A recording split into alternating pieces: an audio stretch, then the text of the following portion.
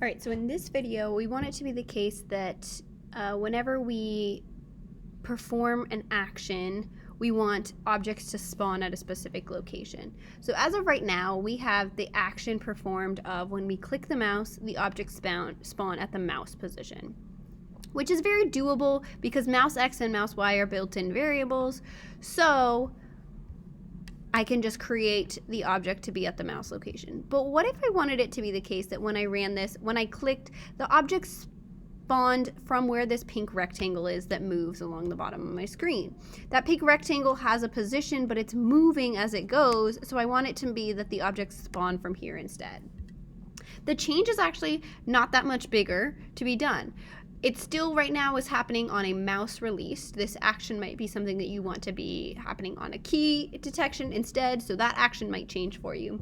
The only thing that you're going to do differently is you're going to make it that you spawn that object, instead of putting it at the mouse position, you're going to want to put it at the position of the player, or that pink rectangle, which for us is then RX, RY. Now, I don't want 50 to spawn all at the same time. I'm going to change this now and have it be that I just add 1 every time I click. And I might want it to be the case that rather than having it have both a random X position and a random Y position, maybe I only want it to have a random Y position. I probably want my Y value to be negative so it can move up on the screen.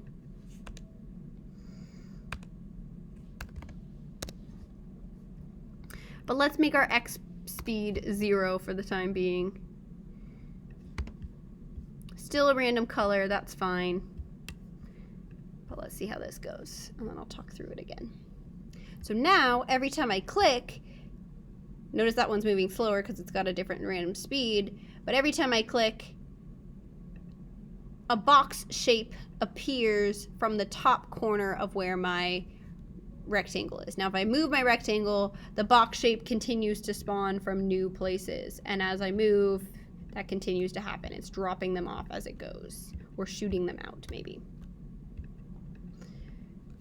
So if I wanted to change that slightly so that it was not spawning from that top left corner but from somewhere else, I can do that by changing the position where I create that new box object that then I add to my list.